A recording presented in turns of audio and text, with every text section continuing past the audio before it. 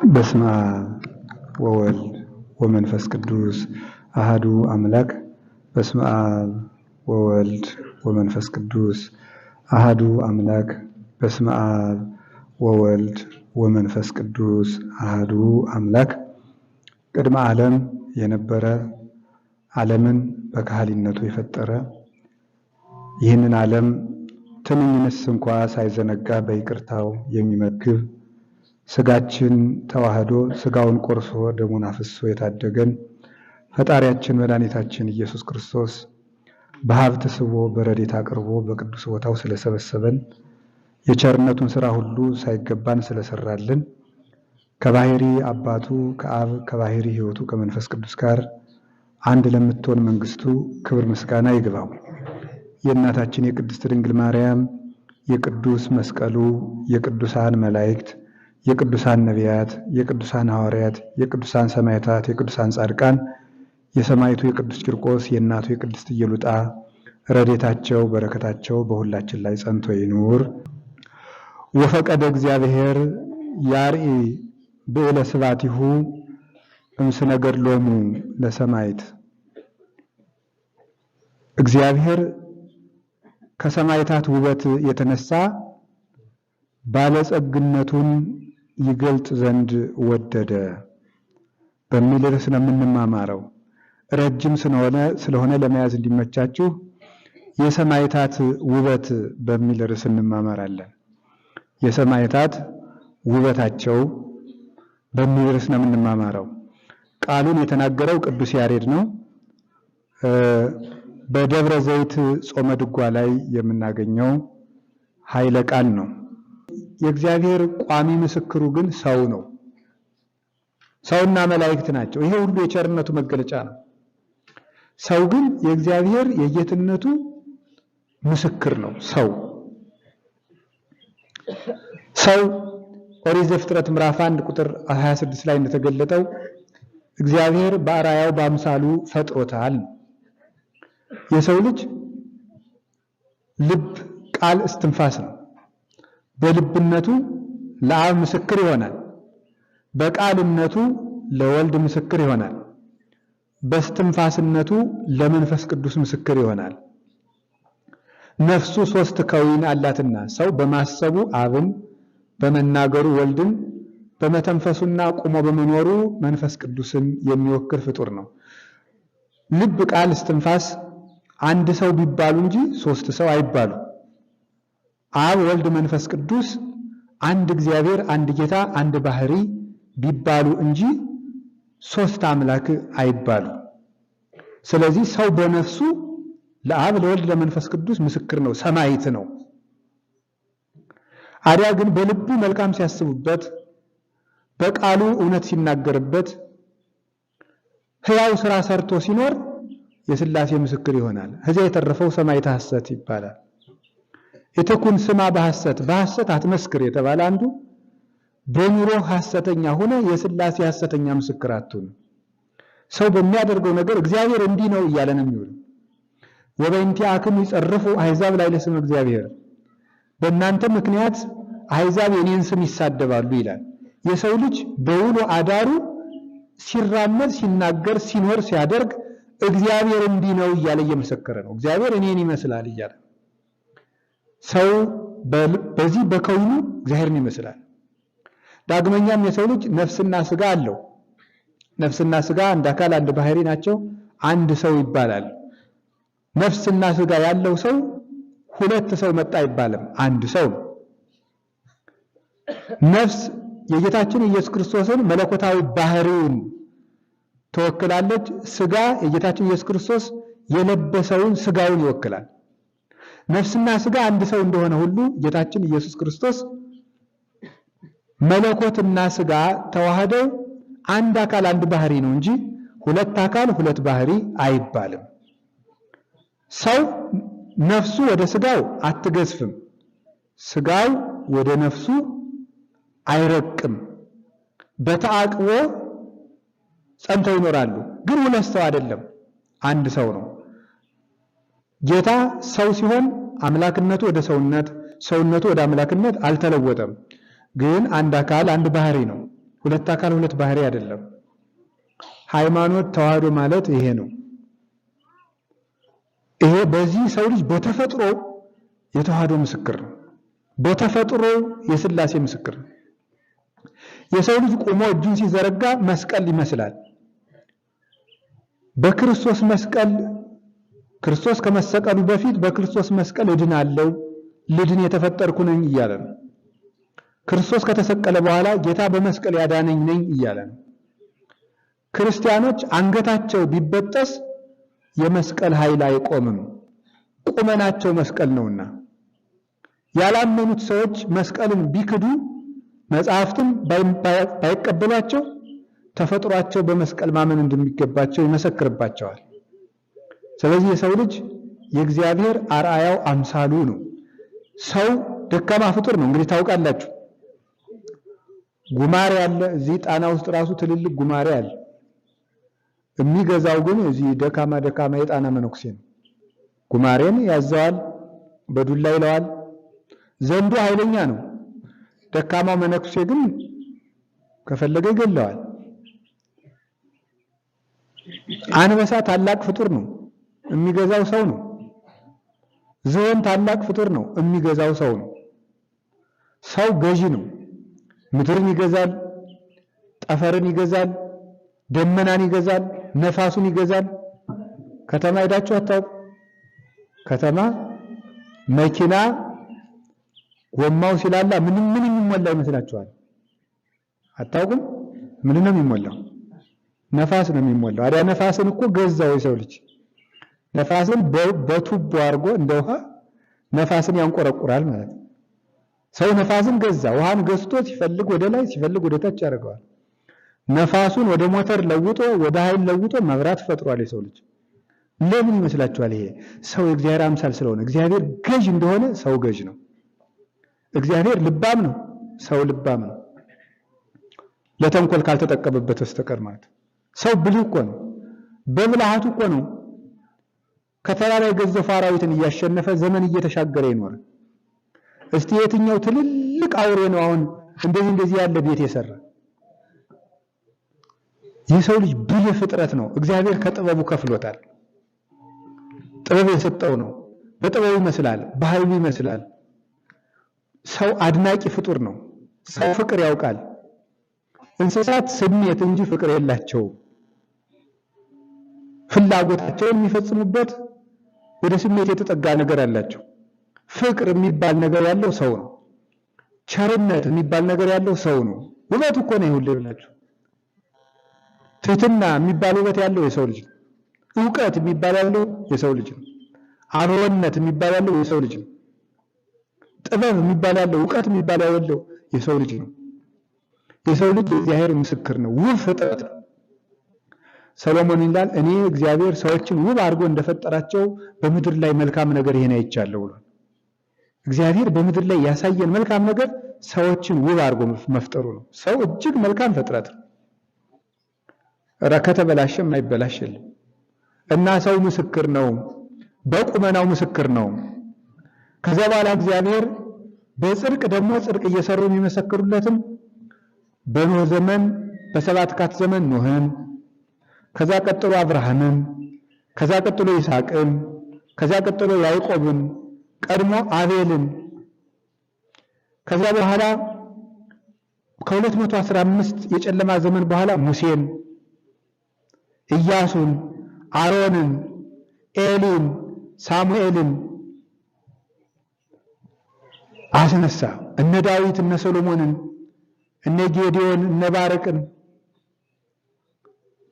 እነ ዮፍታሔን፣ ከዚያ በኋላ እነ ኢሳይያስ፣ እነ ኤልያስ፣ እነ ኤርምያስ፣ እነ ሕዝቅኤል፣ እነ ዳንኤል እነዚህን ምስክር አድርጎ ለራሱ አስነሳቸው። እግዚአብሔር ምስክራቸው አያውቅ የፈለገ ቢሆን ይመስለናል እንጂ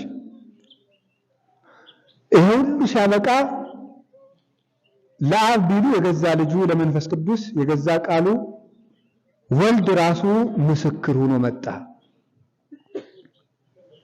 በብዙ ነገር በብዙ መክፈልታ ዕዳ እግዚአብሔር በነቢያቲሁም ትካት እግዚአብሔር በብዙ ህብረ መልክ በብዙ ህብረ ትንቢት በብዙ ህብረ አምሳል በብዙ ትንቢት ተናገረ።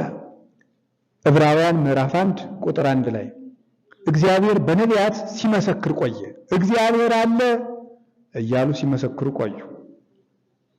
በቃል ያልተሰሙትን በተአምራት እየቀጣ ኃይሉን እያሳየ መሰከረ። በደካማ ነገር እየሰራ በጨንገር የብረት ሰረገላ የፈረስ ሰረገላ የታጠቁ ሰራዊትን ግብፃውያንን እየመከተ በጉንቻቸር በቅማል በዝንብ እየመከተ ያለ ሰራዊት እያሸነፈ ባህር በበትር መጥቶ እየከፈለ አለት በበትር ሰንጥቆ ውሃ እያፈለቀ ደመናው ምግብ እንዲያዘንብ እያደረገ ሲመሰክር ኖረ እግዚአብሔር። የዘመኑ ፍጻሜ በደረሰ ጊዜ ዋመበጻ ጊዜው ፈነወ እግዚአብሔር ወልድ ዋሕደ ወተወልደን ብእሲት ገላትያ ምዕራፍ 4 ቁጥር 4 ላይ እንደተጻፈ የዘመኑ ፍጻሜ በደረሰ ጊዜ እግዚአብሔር አንድያ ልጁን ላከው። አንድያ ልጁ ከሰማይ ከአባቱ ሪና ሳይለይ በታችም ሳይጎድል ብርሃን ከፀሐይ ሳይለይ እንደሚመጣ ሁሉ ክንድ ከትከሻ ሳይለይ የወደቀ እንደሚያነሳ ቃል ከልብ ሳይነጠል በሰሌዳ ላይ እንደሚቀረጸው እንደሚጻፈው ሁሉ የእግዚአብሔር አካላዊ ቃል እግዚአብሔር ወልድ ከአባቱ እቅፍ ሳይለይ ወደዚህ ዓለም የሰውን ልጅ ሊያድን መጣ። እስመ መጽአ ወልደ እጓለ እመሕያው ከመ ይእስስ ወያድኅን ዘተሐጉለ የሰው ልጅ ክርስቶስ የጠፋውን ሊያድን ሊፈልግ መጥቷል ብሎ እንደተናገረ እሱ ራሱ የጠፉትን ሊያድናቸው፣ የባዘኑትን ሊሰበስባቸው፣ የተሰበሩትን ሊጠግን፣ የታመሙትን ሊፈውስ፣ የሞቱትን ሊያድን አካላዊ ቃል የእኛን ሥጋ ለብሶ መጣ። እሱ መጀመሪያ በአርአያው ፈጠረን። የፈጠረንን የሰጠንን አርአያ ባንጠብቅ የእኛን መልክ ይዞ መጣ። ወነሳ አርአያ ገብር የእኛን የባሪያን መልክ ይዞ መጣ። ራሱን ድሃ አደረገ፣ በእሱ ድህነት እኛን ባለጸጎች ያደርገን ዘንድ በሕቱም ድንግል ተጸንሶ በካህሊነቱ ከሕቱም ድንግል ማኅተመ ድንግልናዋን ሳይለውጥ ተወለደ። ተወልዶ በዚህ ዓለም ብርሃኑን ገለጸ። ሰውነቱን ሊያስረዳን እርቃኑን እንደ ድሃ በበረት መካከል በጎል ተጥሎ በጨርቅ ተጠቀለለ። ከደነቶ እሙ ቆጥለ በለሶን እንዳለ ቅዱስ ያሬድ የበለስ ቅጠል ቆርጣ እመቤታችን አለበሰችው። እንደ ድሃ ተወለደ። በርዶት ከብቶች፣ ላሞች፣ በጎች፣ ፍየሎች፣ አህዮች ሁሉ እስትንፋሳቸውን እፍ እያሉ አሟሟቁት። ከእንስሳነታችን ሊያወጣን በእንስሳት በረት ተወለደ። በዚያ ሲወለድ እንደ ጌትነቱ ነገስታትን አስገበራቸው። ነገስታት ወርቅ ዕጣን ከርቤ ይዘው ከሩቅ አገር መጥተው ገበሩለት። መላእክት ከተሙና አመሰገኑት። ቤተልሔምን ሰማይ ያደረጓት። ንጉሠ ሰባት ክርስቶስ በዚያ ተወልዶ አብርቷልና። ከዚህ በኋላ እንደ ሰውነቱ ተሰዶ በግብፅ እና በኢትዮጵያ 3 ዓመት ከመንፈቅ ተቀምጦ ጣና ቂርቆስ 3 ወር ከ10 ቀን ቆይቶ ስደቱን ፈጽሞ እንደ ሰውነቱ ተሰዶ እንደ አምላክነቱ አጋንንትን ከሰው ልብ አሰድዶ እንደ ድሃ በናዝሬት አደገ። ዘመን እየተቆጠረለት ብሎ የማይል እሱ አደገ። እኛን ከድህነት ሲያወጣን በተናቀ ቦታ አደረ። ለወንበዴው የሰማይ በር የከፈተለት አምላክ ለሱ ማደሪያ ጎጆ አልነበረው። በዚያ ኖረ። 30 ዓመት ሲመላው በእደ ዮሐንስ በማየ ዮርዳኖስ ተጠመቀ። የባህሪ ጌትነቱን ከባህሪ አባቱ ከአብ አስመሰከረ። መንፈስ ቅዱስ በርግብ አምሳል ወርዶ መሰከረለት። ባህር አመለከችው፣ ሰገደችለት። አንተ በእኔ መሃል ገብተህ ልትቆም አይገባህም አለችው። ባህርም አከበረችው። ረሃባችን በረሃብ ለመካስ 40 መዓልት 40 ሌሊት በረሃ ገብቶ ከቆመ ሳይቀመጥ ከዘረጋ ሳያጥፍ እህል ሳይቀምስ ጾመ። ረሃባችን በረሃብ ለመካስ 40 ቀን ሲመላው ተራበ፣ ተጠማ። ዲያብሎስን በስስት የመጣውን ድል ነስቶ ከተማ ገብቶ መንግስተ ሰማያት ቀርቦላችኋልና ንስሐ ግቡ አላቸው። መንግስተ ሰማያት እኔ ማለቱ ነው። መጥቻለሁና ርቃችሁ የነበራችሁ ኑ ቅረቡ ብሎ መንግስቱን ሰበከ። መንፈስ እግዚአብሔር በላይሌ ከመ እዜንዎሙ ትፍሥሕተ ለነዳያን ድሆችን ደስታ ሰብካቸው ዘንድ እግዚአብሔር መንፈስ ቅዱስ በሕልውና ያለ ብሎ እንደተናገረ በኢሳይያስ 63 ላይ ለድሆች የምስራችን ሰበከ፣ እውሮችን አበራቸው፣ ጎባጣዎችን አቀናቸው፣ ዲዳዎችን አናገራቸው፣ ሽባዎችን ተረተራቸው። የተራቡትን ኅብስት አበርክቶ አጠገበ፣ ውሃውን ጠጅ አድርጎ ደስታን ሰጠ፣ የሰዎችን ችግር መላ። ለሁሉ እንደየስልቱ ሰው ወዳጅ ነውና ለገበሬው በእርሻ ለነጋዴው በወርቅ እየመሰለ ወንጌልን አስተማረ፣ የባሕርይ ጌትነቱን አስረዳ።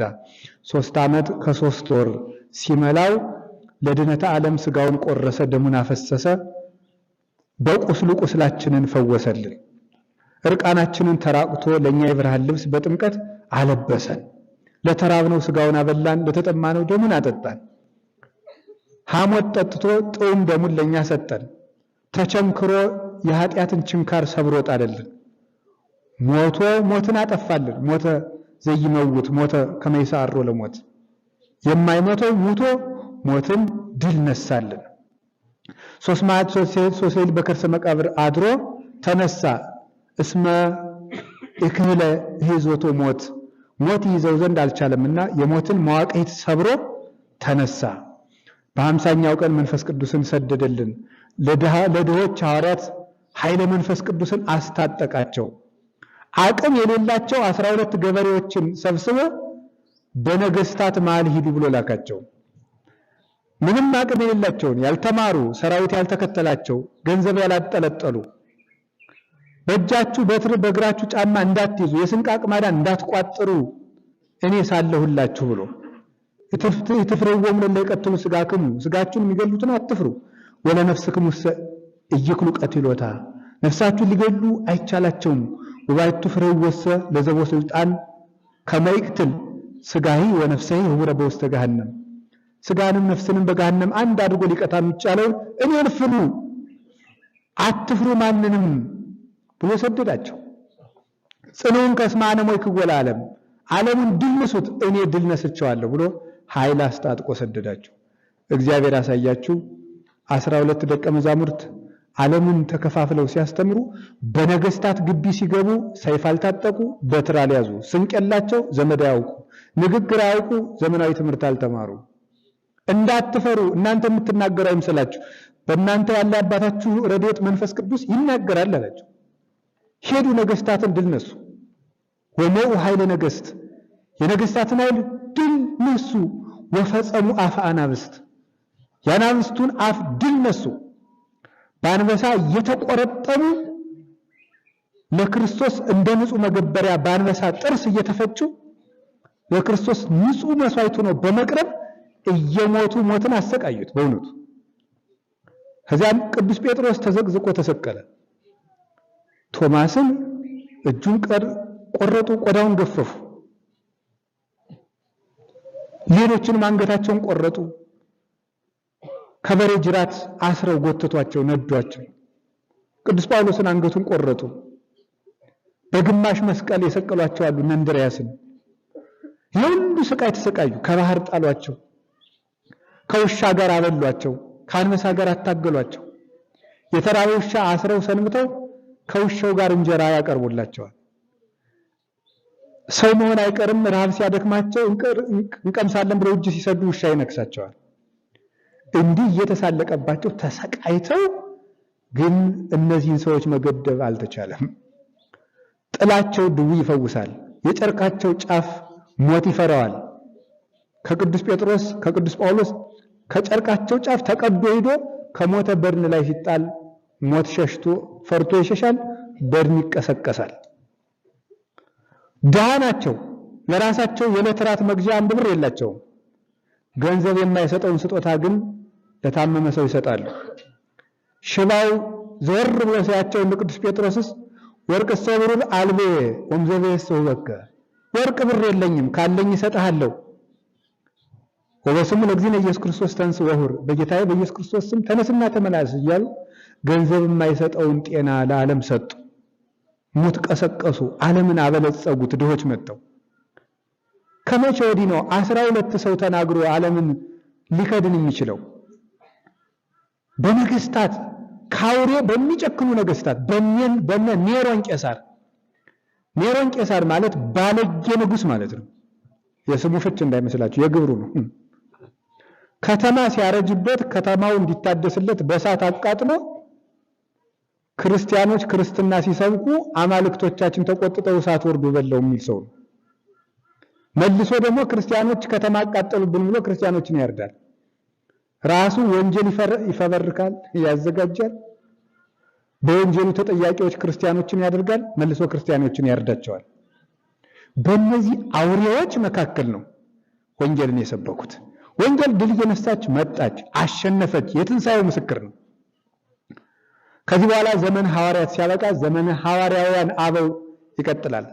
እነ ቅዱስ አግናጤዎስ ምጥውል አንበሳ በአንበሳ የተራቡ አንበስትን አውጥተው ወደ አንበሶች ሊጥሉት ሲሉ ምዕመናን ተሰብስበው እባክህ ጥቂት ቀን ሰንብተህ ብታስተምረን ይሻላል ከምትሞትብን ሲሉት ተወኝ፣ ወደ ኢየሱስ ክርስቶስ ወደ ጌታዬ ከሚሄድበት መንገድ ላይ አትቁሙብኝ አላቸው።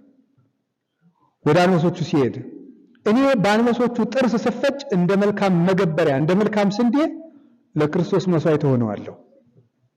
በአንበሶቹ ተፈጩ፣ ድል ነሳ። እነ ቅዱስ ፖሊካርፐስ እነ ቅዱስ ቀሌምንጦስ ባህር ውስጥ ተወረወሩ። የቅዱስ ጴጥሮስ ደቀ መዝሙር ባህር ውስጥ ተወርውሮ በዓመቱ ግን አስከሬኑ ዓመት ከፍሮ በሞተበት ቀን ባህሩ ተከፍሎ ታይቷል። እንዲህ ያደረጉ ቆዩ። ዘመነ ሰማዕታት ከዚህ በኋላ ይመጣል። 40 ዘመን ነው እሱ። እስከ 312 ዓመተ ምህረት ከሐዋርያውያን አበው በኋላ ዘመነ ሰማዕታት ይቀጥላል። በዚህ ዘመነ ሰማዕታት ያልተፈጀ ክርስቲያን የለም። እነዚህ ዘመነ ሰማዕታት የሚባሉት ለክርስቶስ ምስክር የሆኑ ናቸው። ሰማዕት የሚባሉት በመከራ የሚመሰክሩ ነው። ሰው ለእግዚአብሔር ምስክር የሚሆነው በብዙ መንገድ ነው። በተፈጥሮ ምስክር ይሆናል፣ ቅድም እንዳልኳችሁ። በመስጠት ምስክር ይሆናል። የሚሰጥ ሰው እግዚአብሔር ለጋስ ነው ብሎ ይመሰክራል። በመራራት የእግዚአብሔር ምስክር ይሆናል። እግዚአብሔር ቸር ነው፣ እኔ ባሪያውም ቸር እሆናለሁ ብሎ ሲራራ ሰው እግዚአብሔርን ይመስላል። እግዚአብሔርን ያሳየናል። ደግ ሰው በፍቅር ለእግዚአብሔር ምስክር ይሆናል። በማስታረቅ ሰው ለእግዚአብሔር ምስክር ይሆናል። ክርስቶስ ዓለምን ከራሱ ጋር መስዋዕቱን እንዳስታረቀ ለወንድማቸው ለእህታቸው ራሳቸውን መስዋዕት የሚያደርጉ ሰዎች እነሱ ክርስቶስን ይመስሉታል። ክርስቶስን መምሰል በብዙ ወገን ነው። ጌታ የእውነት ምስክር ሆኖ በነገስታት ፊት ተከሶ እንደቀረበ የነገስታት ክስ ሲመጣ በነገስታት ፊት እውነትን ይዘው የሚቆሙ ሰዎች እነዚህ የእግዚአብሔር ምስክሮች ይባላሉ። ሰማዕታት የሚባሉት እነዚህ ናቸው። ክርስቶስን ካዱ፣ አንክድም። ልሹማችሁና ክርስቶስን ካዱን። የዚህ ዓለም ሹመት ትቢያ ነው። የኛ ሹመታችን ክርስቶስ ነው። ስነ ገድሎ ማለት ሰማዕት የሚባለው ይሄ ነው። የሰማዕታት ውበታቸው ገንዘብን ትተው ክርስቶስን ጌጥ ማድረጋቸው፣ ከዚህ ዓለም ተሽረው በሞት ተሽረው በሰማይ መንገሳቸው።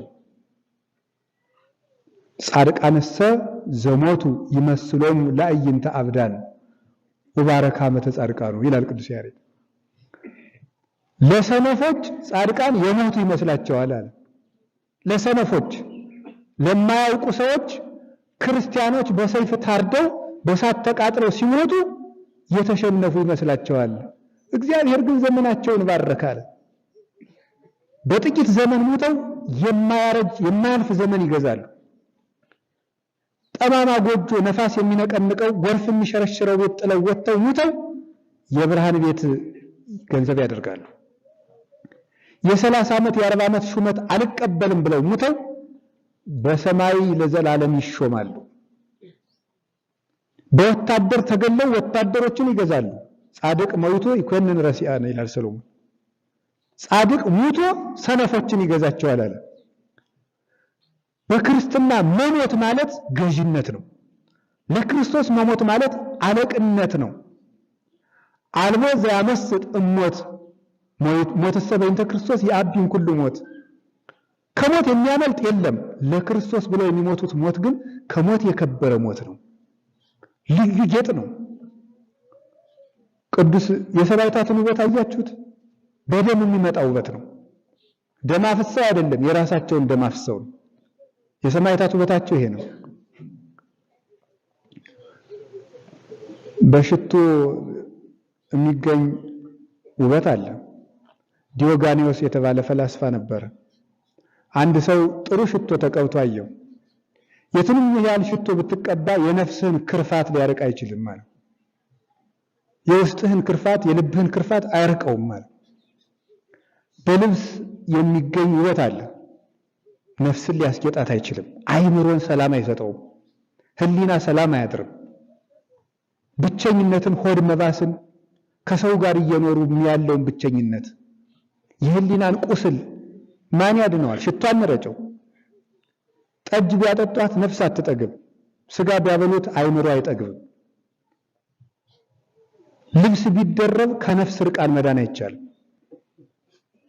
በሚያበራ ቤት ቢኖሩት ከህሊና ጨለማነት መዳን አይቻልም። በሰው ተከበን ብቸኝነት አለ። ወርቅ የደረቡት እኮ ውበታቸው ይላል። ቅዱስ ቂርቆስን ሲያሰቃይ የነበረው ንጉሥ እኮ የወርቅ ዘውድ ነበረው። የት አለ ያ ወርቅ ዛሬ?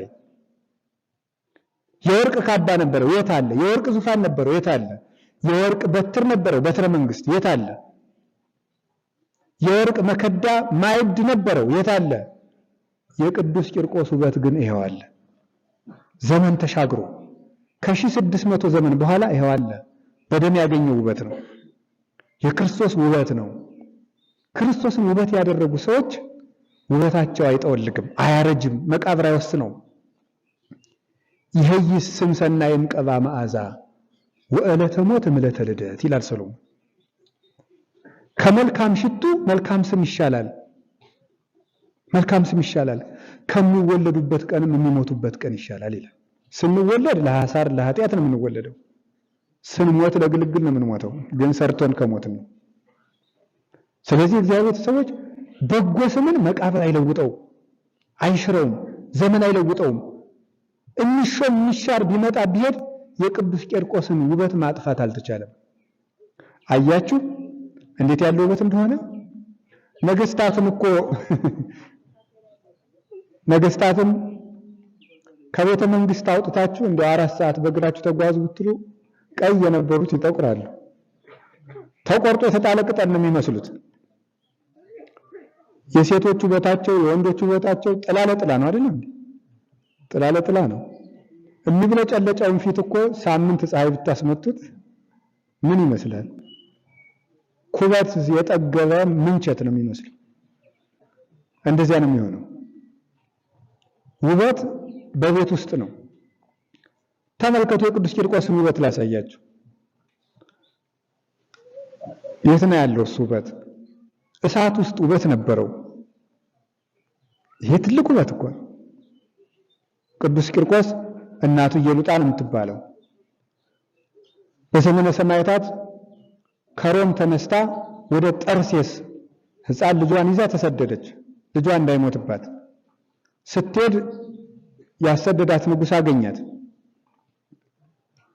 አገኛትና ማነው ስምሽ አላት። እኔ አንጌቬናይት ነኝ፣ ስደተኛ ነኝ፣ የተወለድኩ ነገሥታት ዘር ነኝ፣ ስሜማ ክርስቲያን ነው አለችው። ከመቃብር በታች የሚጠፋውን ስሜን ከፈለክ ግን ኢየሉጣ በለኝ፣ ኢየሉጣ እባላለሁ አለችው። ዘመን የማይሽረው ስሜ ግን ክርስቲያን ነኝ አለ። የማይለወጠው ስም ይሄ ነው።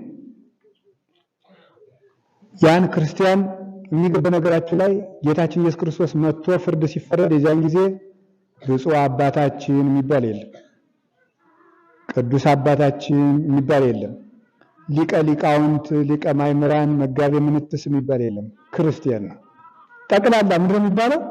ክርስቲያን። ብፁዕነታቸው ቅዱስነታቸው የሚባል የለም። የዚያን ጊዜ ሁሉም ክርስቲያን ነው። መንግስተ ሰማያት የሚያገባን ስም ክርስቲያን ይባላል። ክርስቲያንነት ይሄን ስም ጠራቸው። ለአማልክት ሰዊ አላት። እኔ አልሰዋም። ለራስሽ ወቂ አላት። እንግዲህ ይሄን ካልክ አንደበቱ ያልፈታ የ3 ዓመት ልጅ ፈለግና እሱ ከመሰከረ ሰዋለሁ አለችው። ሲፈለግ ሴቶች ሁሉ ልጆቻቸውን ሰውረው ስለነበረ ታጣ። ቅዱስ ቂርቆስ ከከተማው በአፋ ተገኘ። የራሷ ልጅ ነው። ተፈልጎ መጣና አንተ ሕፃን እንደምን አለ ደስ የተሰኘ ሕፃን ነህ፣ ፊትህ ያበራል፣ ሰላምታ ላንተ ይገባሃል አለው። አዎ ለእኔ ይገባኛል ሰላም፣ ላንተ ግን ሰላም አይገባህም፣ መጽሐፍ ለዝንጎች ሰላም የላቸውም ይላልና አለው። አሁን ችግር ተፈጠረ። የእኔ ልጅ ተው እንደዚህ ትልቅ ነገር አትናገር፣ አንተ የ3 ዓመት ሕፃን ነህ፣ ስታድግ ደግሞ ጥሩ አድርጌ አሳድጌ እሾምሃለሁ አለ። ይሄ ከነ ሐሳብህ ይጥፋ፣ ይሄ ያንተ ከንቱ ሐሳብ፣ እኔ ክርስቲያን ነኝ አለው። በሉ ይሄን ልጅ እንግዲህ ደብድቡት አለ። ጸጉሩን ላይ እሳት አነደደበት፣ ቆዳው እስኪገፈፍ ገረፈው። የ3 ዓመቱ ልጅ ሰው እኮ አውሬ ነው በእውነት እኮ እንዲሁ ሰው አውሬ ነው፣ ራስ ወዳድ ፍጡር ነው። ገረፈው። ፈጣሪውን አመሰገነ እሱ። ይሄ ሰናፍጭ በጨው አድርጎ ደግሞ በአፍንጫው እንዲጨምሩበት አዘዘ። የዚህ ጊዜ ቃልህ ለጉሮሮ የጣፋጭ ነው ማለት አየ ቆዳው ተገፎ ያልጠወለገው ውበት ማለት መከራ የማያጠወልገው ውበት ማለት ይሄ ነው። አሁን እኛ ምን የሚሻገር ውበት አለን? ምንም አይሻገር። ሁሉን የተሻገረ ውበት የቅዱስ ቂርቆስ ሁሉን የተሻገረ። ከዛ በኋላስ ምን አደረገው? ብዙ ስቃዮችን አሰቃይቶታል። በትልቅ ብረት ከትከሻው አንስቶ እስከ እግሩ ድረስ አድርጎ ቸንክሮታል። ይህንንም አሸንፏል። እንደገና በፈላ በርሚል ውስጥ ሊቀቅለው አለ። እናቱ ፈራች ሲፈላ። ከዚያ በኋላ የእናቱን ቀሚስ ይዞ ኢትፍርህ እንፈጽም ገድለነ፣ አትፍሪ አይዞሽ ገድላችንን እንፈጽም ያለ የእናቱን ቀሚስ እየጎተተ ይዞ ወደ እሳት ይዟት ሄደ። ለጌታ ደግሞ እናቴ እንዳትፈራ የሰማዩን ዋጋ ግለጥላት አለ። ፍርሃት አራቀላት ለእናቱ። ለእኛም ቅዱስ ቂርቆስ ፍርሃት ያርቅልን። አዎ ፍርሃት የሚያረቅ ሰማዕት ነው። ቅዱስ ቂርቆስን የሚይዝ ሰው ፈሪ አይሆንም። ቅዱስ ቂርቆስ ያለው ሰው አይሸነፍም፣ አይፈራም፣ ድል ነው የሚነሳ። ወደስ ቂርቆስ እየሳበ የወሰደው ሰው እሳት አጥፍቶ ይመለሳል እንጂ ተቃጥሎ አይመጣም። ሁላችንም ስቦን የመጣን ቂርቆስ ነው። ቂርቆስ የሳባችሁን ሁሉ እሳት አይፈጃችሁም። እውነቴን ነው። ቅዱስ ቂርቆስ የሳበው ሰው እሳት አይበላው። ገንዘብ የሳበው ሰው ግን ሊበላው ይችላል። ቂርቆስ የሳበው ሰው ማን ይነካዋል? ማንም። ቂርቆስ እየሳበ ከወሰደ እሳት ውስጥ እንኳን ቢገባ ግባ ያጠፋዋል። እዚያ ገባ። እሳት ውስጥ ሲገቡ መልአኩ ቅዱስ ገብርኤል መጣና አቀሰቀሰላቸው። 14 ብረቶችን እንደገና ደግሞ ነዶት አግሎ 7ቱን ለእናቲቱ 7ቱን ለሕፃኑ። ተመልከት። ድምፅ አለ ጽድቅ ከመነጎድጓደ ክረምት፣ እንደ ክረምት ነጎድጓድ የሚፈላ በርሚልን የተሻገረ ውበት የሃይማኖት ውበት ይሄ ነው። 2ቱን የጋለ ብረት በ2 አፍንጫው፣ 2 የጋለ ብረቱን በ2 ጆሮ፣ 2ቱን በ2 አይኑ፣ አንዱን በጉሮሮ እንዲያስገባ አዘዘ። ፈጣሪውን አመሰገነ። ጌታችን ኢየሱስ ክርስቶስ መጥቶ ይሄንን አቀዘቀዘለት። ምላሱን ቆረጠው። ጌታችን ኢየሱስ ክርስቶስ አቀናለት። ይሄ ሕፃን ይሁን ሳይሰለቸው ንጉሱ ማሰቃየት ሰለቸው። የማሰቃያ መሳሪያ የሚሰራ ባለሙያ በሙሉ ተፈልጎ ሲመጣ ሰይጣን ንጉሱን ዲዳ አደረገው። ቅዱስ ቂርቆስ ያንን አወቀና ጠራው። አንጥረኛውን ና እኔን የምታሰቃይበትን መሳሪያ እንዴት አድርገህ እንደምትሰራው አሰራሩን እንገራለሁ። ዓይን የሚያወጣ አንገትን የሚቆለምም ጎና አጥንትን የሚሰብር አንጀትን የሚጠላልፍ የሚቆራረጥ ጅማት የሚቆራረጥ ጎና አጥንትን ጠምዝዞ የሚሰብር ለእኔም ለእናቴም ማሰቃያ ስራ ነው። ሰራ። በዚያም አስገብቶ 40 ቀን ነው የፈጀ። ሰው ለማሰቃየት 40 ቀን እንደው ስራ ቢሰሩ እኮ ስንት ሀብት ያገኛል? አይጣ ላይ ድረስ ነው። እንኳን 40 ቀን 40 ዓመትም 50 ዓመትም የሰው ህይወት ለማጥፋት ሲዶልቱ የሚኖሩ ሰዎች አሉ። አይጣ ላይ ድረስ ነው። እንደው ከእንደዚህ ያለ ክፉ ዘመንኛ ያድነን እግዚአብሔር። ዘመንን መቀለጃ ማድረግ ማለት ይሄ ነው። ተዘጋጅ። ይሄንንም ጌታችን ኢየሱስ ክርስቶስ መጥቶ አዳነው። መጨረሻ ላይ ጥር 15 ቀን ደረሰ። ጥር 15 ቀን ሊደርስ ሲል ይኸው ውበት ማለት ይሄ ነው እላችኋለሁ። ለክርስቶስ ብሎ መሞት ውበት ነው። ቤተ ክርስቲያን ውበቷ ናት። ይኸው መኃልየ ዘሰሎሞን ምዕራፍ 1 ላይ ጸላም አነ ወሰናይት ይላል። ጥቁር ነኝ ነገር ግን ውብ ነኝ ይላል መኃልየ ዘሰሎሞን ምዕራፍ 1 ላይ። እስኪ በሉ እንደዚህ በሉ እንጂ በሉ። ጥቁር ነኝ በሉ ነገር ግን ውብ ነኝ። ማን እንዲህ ብትለው? ቤተ ክርስቲያን ናት። ጥቁር ነኝ የምትለው ጥቁር የምትለው መከራዋ ነው። ስቃይዋ፣ ግርፋቷ፣ ስደቷ፣ ገንዘብ ፈላጊው፣ ጥቅም ፈላጊው፣ ሹመት ፈላጊው፣ አድርባዩ፣ ዘመነኛው የሚያሰቃያት የሁሉ ስቃይ ጥቁር አለችው፣ ጨለማ አለችው። ግን ውብ ነኝ አለች። በዚህ መከራ ዛን መስቀል አብርሃ በከዋክብት የምንለው እኮ ለዚህ ነው። በከዋክብት አበራ። በሰማዕታት ሕይወት መስቀል አበራ። ዕጣን በላስቲክ ታሽጎ በመሶብ ከተቀመጠ ሽታው እየጠፋ ነው የሚሄደው። ፍም ላይ ስታረጉት ነው መዓዛው ከሩቅ የሚሸተው። ቤተ ክርስቲያን ስትጠበስ መዓዛዋ ከሩቅ ይሸታል። ባቃጠሏት መጠን መዓዛዋ ከሩቅ ይሸታል፣ ትሰፋለች። የቤተ ክርስቲያን ልጆቿ ታርደው ደማቸው በፈሰሰ ቁጥር ደማቸው ዘር ይሆንና ሌላ ክርስቲያን ያበቅላል። ቤተ ክርስቲያን እንዲህ ናት። ውበት ማለት ይሄ ነው። በክርስቶስ ማጌጥ፣ ለክርስቶስ ብሎ መሞት ክብርና ጌጥ ነው። መጨረሻ ላይ ሊያርፍ ሲል ደግሞ የርኅራኄውን ውበት ተመልከቱ። የቅዱስ ቂርቆስ ምን አደረገ? በል እንግዲህ ልታርፍ ነው አለ። ልታርፍ ነው ላሳርፍህ ነው ብሎ ጌታ ተገለጸለት። ጥር 14 ለ15 ሌሊት ማለት ነው። ጌታ መጣና ተገለጠና እንግዲህ የምታርፍበት ጊዜ ደርሷል፣ ምን ልስጥህ አለው። ዘመጠነ ዝገድለ ተጋድሌ ምንትኑ ተአሴኒ፣ ይሄን ያለ ለፍቼ ምንድነው የምትሰጠኝ አለ። ኩሎ ዘሃለ ልብከ ዘሃለ ውስተ ልብከ አሴከ፣ በልብ ያለውን ሁሉ እሰጥሃለሁ አለው። ምን ትላላችሁ አሁን እናንተ ብትሆኑ?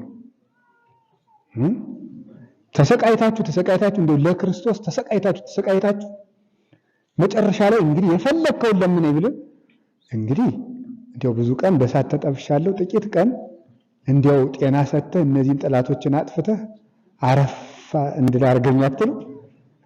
እንደዚያ ቆርብ ነው። አረፍ እንድል አድርገኝ እንደው ጠላቶችን ሁሉ አመድ አድርጋቸውና እንደው ጥቂት አረፍ ብዬ ልሞት ጌታዬ፣ እንደው በልቼ ጠጥቼ ነበር የሚባለው እኮ መልሱ።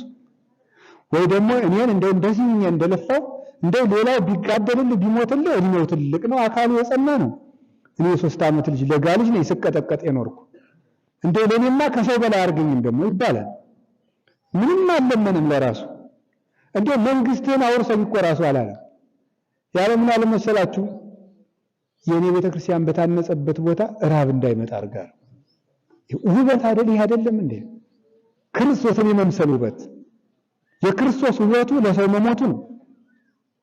ይሴኒ ለሃይ ሙሉ ደጓ ለማየው የተባለለት አልቦ ፍቅር ዘአቢ እምዝ ፍቅር ከመብሲ ዘይሜጡ ነፍሶ ቤዛ ነፍሰ ቢጹ፣ ለባልንጀራው ሰውነቱን አሳልፎ ከሚሰጥ ሰው በቀር ከዚህ የሚበልጥ ፍቅር የለም። ምን የኔ ቤተክርስቲያን በታነጸበት ረሃብ፣ ድርቅ፣ የከብት ሞት፣ የውሃ መታጣት፣ ችግር የሚባል እንዳይደርስ ይህን ስጠኝ አለው። አደርግልሃለሁ። ያንተ ገድል በተነበበበት፣ ቤተ ክርስቲያን በታነጸበት፣ ገድል በተነበበበት፣ ጽላት በተቀረጸበት ቦታ ሁሉ ስሙ በተጠራበት ረሃብና የከብት ማለቅ አይኖርም። ሰው ጦም አያድርም። መቅሰፍትም አይመጣም። ሴቶቹ የጸነሱትን ይወልዳሉ፣ ወጣቶች ይጎለምሳሉ፣ አረጋውያን በበጎ እርግና ዘመናቸውን ይፈጽማሉ። አንተ እያለህ አይቀሰፉብህም ብሎ ይህን ቃል ኪዳን ሰጠው። ያን በአንተ ስም የተጠራውን ቤተክርስቲያን የተሳለመውን መቃብር ኢየሩሳሌምን እንደተሳለመ ቆጥርለታለሁ። አሁን እኮ ኢየሩሳሌም ነው ያለን ታውቃላችሁ። እውነቴን ነው ኢየሩሳሌም ነው ያለን። አሁን የመነኮሳት አንዱ ጾር ኢየሩሳሌም እጀ መቼ ነው የምሳለም ነው። ከተሳካ ሂዱ፣ ካልተሳካ ግን እዚህ ያላችሁ መነኮሳት ኢየሩሳሌም እንደምትኖር ማወቅ አለባችሁ። አሁን ያለነው ኢየሩሳሌም ነው፣ ሌላ ሀገር እንዳይመስላችሁ። የቂርቆስ መቃብር እናቱ ድንግል ማርያም ያረፈችበት ታቦተ ጽዮን ያረፈችበት ከኢየሩሳሌም ጣና ቂርቆስ የሚጎላ አንድ ነገር የለም። ሙሉ ቦታ ነው ሙሉ። ብቻኛ ጎደሏን ሁን እንጂ ይሄንን ውበት እግዚአብሔር ለቅዱስ ቂርቆስ ሰጠው። ቅዱስ ቂርቆስ ይሄንን ረድኤት ተቀብሎ ስጋህ አይፈርስም አይበሰብስም ዲበ ሰረገላ ኤልያስ አነብረከ በኤልያስ ሰረገላ አስቀምጣለሁ ማለት ኤልያስ ሕያው እንደሆነ በሕያውነት ስልጣን አኖርሃለሁ፣ ስጋህ እኔ እስከምመጣ አይፈርስም ብሎ ቃል ኪዳን ሰጠው። ወፈቀደ እግዚአብሔር ያርኢ ብእለ ስብሐቲሁ እምስነ ገድሎሙ ለሰማዕት። እግዚአብሔር የቸርነቱን የኃይሉን ብዛት በሰማዕታት ውበት ገለጠ እላቸዋለሁ። በዚህ ሕፃን የእግዚአብሔር አሸናፊነት ተገለጠ። እውነቴን በዚህ ሕፃን ነው የተገለጠው። ትልቅ ሰው እንደው ከወላችሁ ብዙ ሰዎች አንድን ሰው ቢያሸንፉ አይደንቅም። አንድ ሕፃን ግን ሰራዊት ሲያሸንፍ አይደንቃችሁም? ትልቅ ሰው ትንሽ ሰውን ቢያሸንፍ አይደንቅም። ትንሽ ሰው ግን ትልቅ ሰውን ሲያሸንፍ አይገርማችሁም? አይገርማችሁም? ትንሽ ልጅ የ3 ዓመት ልጅ የምግብ ጣዕም ያለየ ልጅ ንጉሱን ከነ ሰራዊቱ ያሸነፈበት ውበት የእግዚአብሔር ባለጸግነት ነው። እግዚአብሔር በባለጸግነቱ እንዲህ አድርጎ ውበቱን ገለጠ። የቸርነቱን፣ የጌትነቱን፣ የኃይሉን፣ የማይነቱን ቸርነት ገለጠ። በቅዱስ ቂርቆስ የእግዚአብሔር ቸርነት ተገልጧል። ይሄው ከዚያ በኋላ ጽላት ተቀርጾለት ቤተክርስቲያን ታንጾለት እየተመሰገነ ይኖራል። የዛሬ 1600 ዓመት አቡነ ሰላማ ከሳቴ ብርሃን የኢትዮጵያ የመጀመሪያው ጳጳስ ግብጽ ሄደው ከቅዱስ አትናቴዎስ እጅ ሐዋርያዊ እጅ የቅዱስ ቂርቆስን ታቦት ይዘው መጡ። በዚህ አካባቢ ያለው ሕዝብ የፎገራ ሕዝብ በሙሉ በረሃብ እየተቀጣ ከብቱን ሞት እየጨረሰው ሴቶቹ እየሞቱ ነፍሰ ጡሮች እያለቁ ነው የነበረ። የቂርቆስን ታቦት ብታመጡ እኮ መከራው ይቀልላችኋል፣ እግዚአብሔር ቃል ኪዳን ሰጥቶታል አላቸው።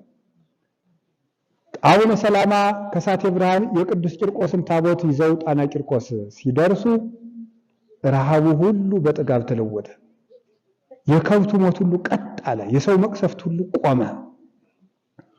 አዎ ቅዱስ ቂርቆስ ጠብቆ እያኖራችሁ ነው። ይገርማችኋል እኮ እዚህ ከመጣ ጀምሮ ረሃብ የለ ምን የለ 1600 ዓመት በሙሉ ከዚህ ደሴት የቂርቆስ ታቦት ከመጣ ወዲህ አሁን እዚህ ጣና ቂርቆስ ዘንዶ አለ። ከመነኮሳቱ ጋር ገብቶ አብሮ ተኝቶ ጤና ይስጥልኝ ደህና ሁኑ ብሎ ነው የሚሄደው ማለት።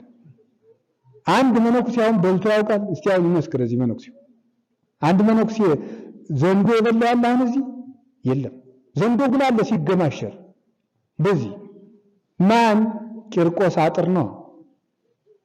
አንተ ካለበት ሰው አይቀሰፍም ያለ ዲው ተብሏል። ጣና እንዲሁ ሰው እኮ ሲነደው ብዙ ያስባል። ደግሞ እዚህ በኋላ ግን እንዳያሳስባችሁ መነኩሴ ደሴት ውስጥ ሲኖር አንድ ሰው እንደ ባህር አለ መግባቱ አይገርማችሁ? ሰው ሲበሽቀው እኮ ዘሎ ድርግም ይላል። እንዴው እኮ ይገርማል። ግን ስልት እያስተማርኩ እንዳይሆን ደግሞ አይጣል ሰይጣን እኮ ለካየም ማለ ያስብላል። ደግሞ ለምንድን ነው እዛ ታዲያ መነኩሴ ባህር አለ መግባቱ እንደመፈተኑ ብዛት እኮ ነው። መነኩሴ መከረኛ ፍጡር እኮ ነው። ሌት ተቀን አጋንንት የሚጠብሱት የሚያጨናንቁት ድሮ ጥሎት የመጣውን የዘመድ ናፍቆት ሁሉ ነው የሚያስናፍቀው። አሪያ እንደው ዘልዬ ባህር ልግባ አለ ማለቱ ማን ነው? ሰማዕቱ ቅዱስ ቂርቆስ በረድኤት አንተ ባለበት ሰው ያለ ድኖ አይሞትም ስላለ እየጠበቀ 1600 ዓመት በሙሉ እዚህ ገዳም ውስጥ መናፍቃን አልገቡ። ግራኝ ማመር ገብቶ አላቃጠለ፣ የወዲት ጉዲት አልመጣች፣ ቅባቶች አልመጡ፣ በሱስንዮስ ዘመን ካቶሊኮች አልመጡ። ንጹህ ተዋህዶ እየፈሰሰበት እንደ ጣና የሚኖር ፈለገ ሃይማኖት ነው ጣና ቂርቆስ። ከዚህ ይሄ ሁሉ ያደረገው ማን ነው? የቅዱስ ቂርቆስ ውበት ነው። ዘመን እየተሻገረ የሚያበራ የሰማዕቱ ውበት ነው። ዘመን እየተሻገረ የመናፍቃን ዘመን አልገደበው፣ የምን ዘመን አልገደበው፣ ረሃብ አልገደበው። የቅዱስ ቂርቆስ ውበት ዛሬም በጣና ቂርቆስ እያበራ አለ። አሁን መነኮሳቱም ጨምረዋል፣ እየሰፋ ነው ገዳሙ። ወደ 300 መነኮሳት ደርሰዋል። አባቶቻችን ለፍተው እናቶቻችን ለፍተው ከዚህ አድርሰውታል። ሰማዕቱ ቅዱስ ቂርቆስ ወደፊትም እንኳን ጣና ቂርቆስን መላ ኢትዮጵያን የሚያበራ ስራ ይሰራል። በቅዱስ ቂርቆስ ግንባር ላይ የተሳለውን የክርስቶስን ብርሃን ማጠፍ የሚችል ምንም ኃይል የለም። ክርስቶስ ብርሃኑን በዚህ ሕፃን ላይ ገልጾታልና ለሁላችን ይግለጥልን። ወፈቀደ እግዚአብሔር ያሪ ብዕለ ስብሐቲሁ እምስነ ገድሎሙ ለሰማዕት። ወስብሐት ለእግዚአብሔር። ይቆየን።